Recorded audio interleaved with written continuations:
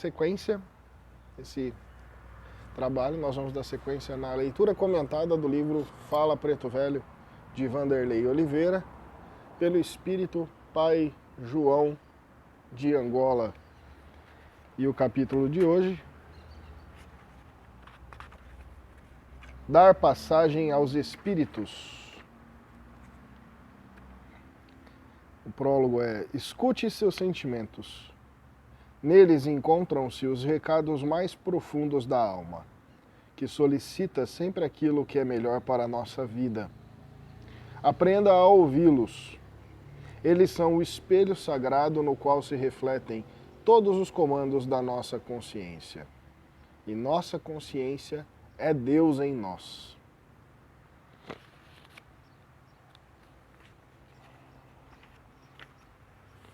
E que louvado seja Jesus, meus anfios. Que a bênção de Deus caia sobre vós, missês, e seus lares. Os fios querem saber por que não conseguem se comunicar ou dar passagem para os espíritos? Nego velho fica feliz com a pergunta. Nego velho vê que tem muitos filhos na terra, os condutores das reuniões, que pedem para os médiuns deixar os espíritos falarem. Mas isso não acontece. E o que trava a língua deles? É medo. Medo de errar, medo de não ser autêntico, medo de ser criticado, medo da inveja. São muitos medos. No fundo, meus filhos, existe o medo dos seus próprios sentimentos. Quem tem medo de errar, toma contato com o sentimento da falibilidade. Sentir-se falível, experimentar a frustração, ter de admitir que não realizamos da melhor forma a tarefa a nós delegada é muito doloroso. Quem tem medo de não ser autêntico encontra-se com sua hipocrisia. Ao perceber esse estado, pergunta-se sobre o que é e o que não é seu. Se está mascarando algo para obter vantagem moral, se está mentindo a favor de interesses particulares. Quem teme a crítica se depara com o seu orgulho. O orgulhoso raramente consegue separar uma crítica feita ao seu trabalho de uma reprovação à sua pessoa, e por isso precisa realizar um encontro com o seu processo de amadurecimento da autoestima. Quem tem medo da inveja tenta esconder-se de sua própria vaidade. Não ter do que se envaidecer torna a vida sem sal, sem graça. Há quem não deseje a vaidade para não ter de topar com a inveja alheia, que seria penosa a estima pessoal. A proposta cristã não ensina a negar sentimentos, mas sim iluminá-los, para que tenham direção correta na evolução. Sem a luz da consciência, os sentimentos permanecem na sombra, causando retenção de talentos, perturbação e dor. Antes de dar passagem aos espíritos, os fios precisam aprender a dar passagem aos próprios sentimentos, pois os mais atemorizantes sentimentos guardam profundos aprendizados a respeito de nós mesmos e de quem nós somos verdadeiramente. Como captar pela mediunidade outro ser, rico em diferenças, sem termos noção muito lúcida sobre a nossa realidade particular?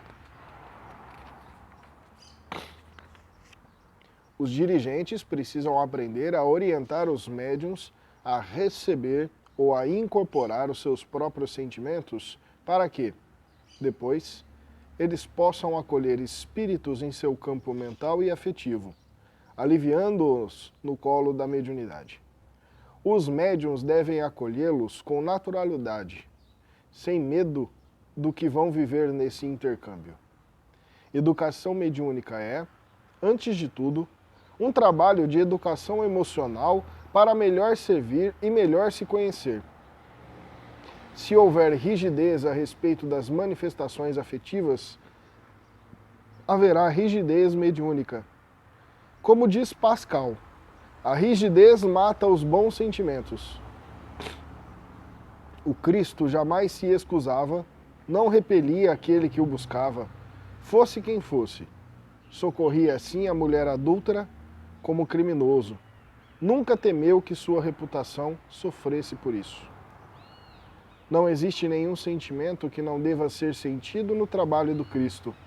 Médiuns, permitam a passagem de seus sentimentos. Jesus Cristo os abençoe, os anfios. Palavras aí de Pai João de Angola, muito pertinentes sobre mediunidade. Tem uma situação corriqueira de terreiro que esse texto retrata, que é o sentir, né? Os médiuns, de modo geral, e tá tudo bem passar por isso, né? Ficam muito conectados à ideia do que é sentir a entidade, né? Do que é sentir a vibração da entidade, do que é sentir a entidade em si, vê-la, ouvi-la, né? E por aí vai. Isso é muito, muito comum na seara mediúnica, né? A grande questão, e eu sempre quando eu ensino, falo bastante para os filhos da casa sobre os aspectos da mediunidade, eu de uma maneira um pouco mais didática, separo a incorporação em 3 etapas. Toda uma etapa que confere a pré-incorporação, a etapa que confere estar incorporado e a etapa que confere a desincorporação. São 3 amplitudes que merecem uma observação muito fina, muito objetiva, para que os médiuns possam adquirir certo grau de maturidade no que tange a esses processos. E esse sentimento que Preto Velho coloca aqui, antes da gente falar de si, né? Esses sentimentos que a gente coloca, que o médium passa pelo processo de pré-incorporação principalmente, ele é mais importante que sentir o guia. Pelo menos em nossa opinião, sem ferir o sistema de crença de ninguém, não falamos em nome da Umbanda, apenas daquilo que praticamos em nossa casa, né? Porque na sensibilidade mediúnica dos processos de aproximação da entidade para com o médium, os sintomas mediúnicos irão reverberar através de uma acentuação daquilo que nós carregamos em nosso íntimo. Então, mais do que sentir os empurrões, o encoxamento, né, o acoplamento da entidade, naqueles instantes pré-incorporação, que você pode considerar isso, que é toda a etapa da gira, por exemplo, até cantar o ponto de chamada das entidades. Tudo aquilo ali é o pré-incorporação. Quais são os sentimentos que você tem? Quais são as emoções que você sente nesse momento que estão guardadas em teu íntimo, em você, né? Então, pedagogicamente, esses sentimentos, essas emoções a qual nós somos acometidos no momento pré-incorporação, são de fundamental importância para se entender como vai se dar a aproximação do seu guia, porque ele irá, eu não vou falar transmutar, mas ele irá também se acoplar a isso. Ele irá trabalhar nisso. Se é transmutando, se é validando, se é aumentando, se é diminuindo, depende de você com teu guia. Mas ele vai se acoplar a isso. Outra questão relativa à mediunidade, também citada aqui, que é importante a gente ressaltar, é que os médiuns também, de modo geral, são muito externalistas, eu gosto dessa palavra, né? E a mediunidade, ela é um processo por mais que ela culmine em algo externo, ela é um processo intimista. O que eu quero dizer com isso? Né? Sou presunçoso em dizer que 80% da fluidez mediúnica não ocorre porque o médium está de alguma maneira conectado ao mundo externo. Aqui ele sinta, né, os sentimentos de orgulho, vaidade, inveja, coisas nesse sentido, mas eu vou além, né? Começa-se pela própria distração em si. Tem médium que simplesmente não consegue nem se concentrar no estar aqui e agora.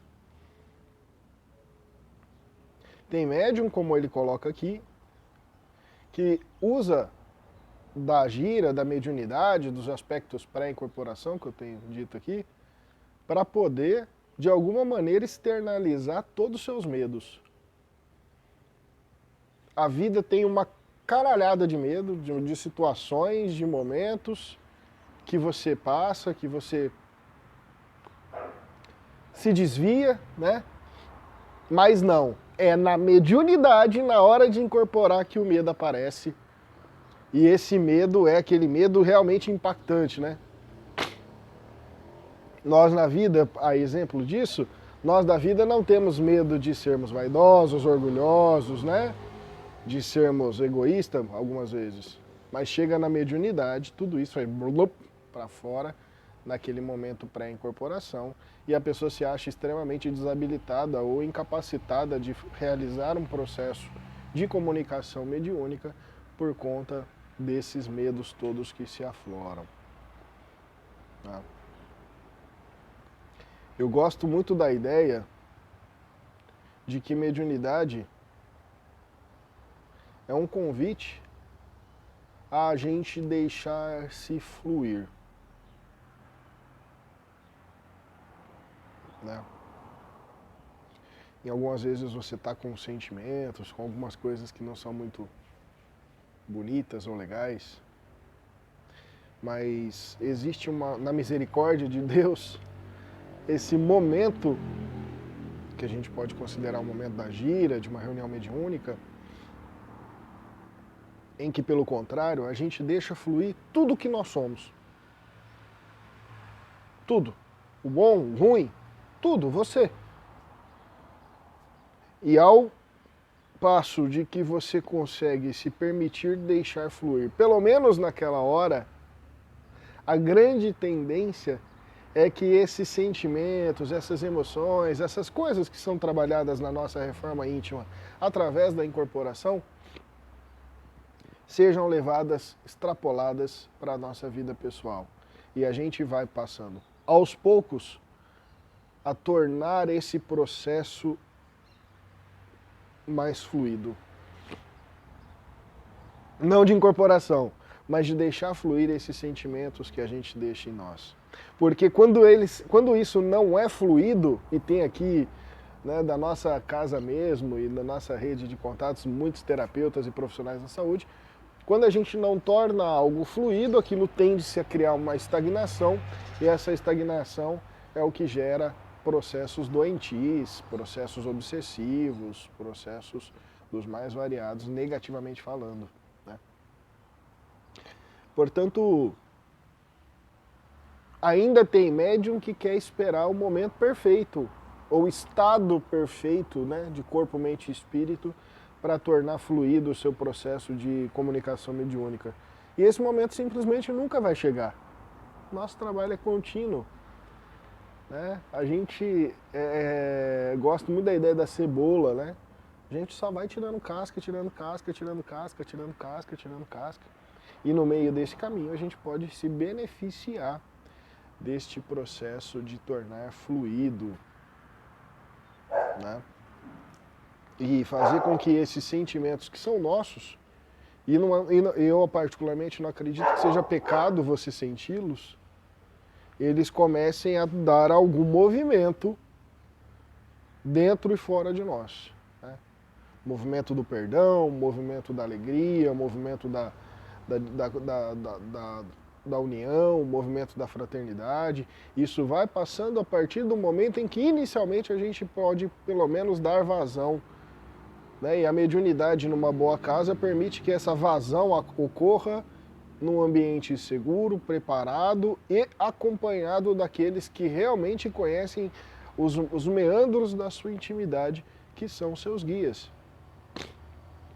Nesse sentido, o dirigente espiritual ele é apenas um facilitador desse processo. Quem cria uma ambiência, quem orienta a condução energética num nível mais sutil, para que você, nesse caminho, descubra, né? Porque o dirigente em si não vai te propiciar nada disso. Nem tem como. O máximo que ele vai conseguir promover é uma orientação, eu gosto de chamar de orientação técnica, né?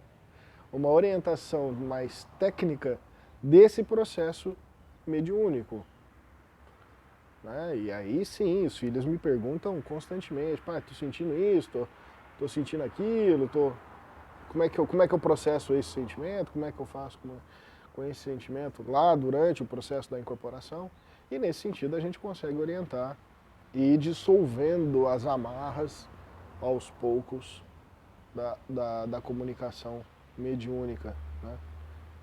Mas é um processo contínuo, é um processo que a gente realiza de maneira a toda gira, de modo que ele, em algum momento da nossa história, aconteça todos os dias. Essa autoconsciência de se observar, de avaliar o que está sentindo e dar possibilidade desses sentimentos serem fluídos. Eu, Alex, abro aqui para vocês, que ainda não consigo negar o meu lado humano. Tem dias que eu sinto uma saudade, tem dias que eu fico bravo com a vida, tem dias que a minha conversa com Deus é uma treta violenta, que se ele tivesse aqui eu dava na cara dele. Mas se tem uma coisa que eu não fazia antes e que eu faço agora, é tornar isso fluido, é tornar isso real, é tornar isso um momento de escoamento, porque quando a gente volta para a consciência, fala, não, Deus, foi mal, desculpa aí, tá tudo certo, né? Com os guias, ixi, pensa numa DR diária, né? Tem que ter, como assim? É assim, né? É a nossa estupidez em prova. Então fica aí a dica para vocês, deixem fluir esses sentimentos.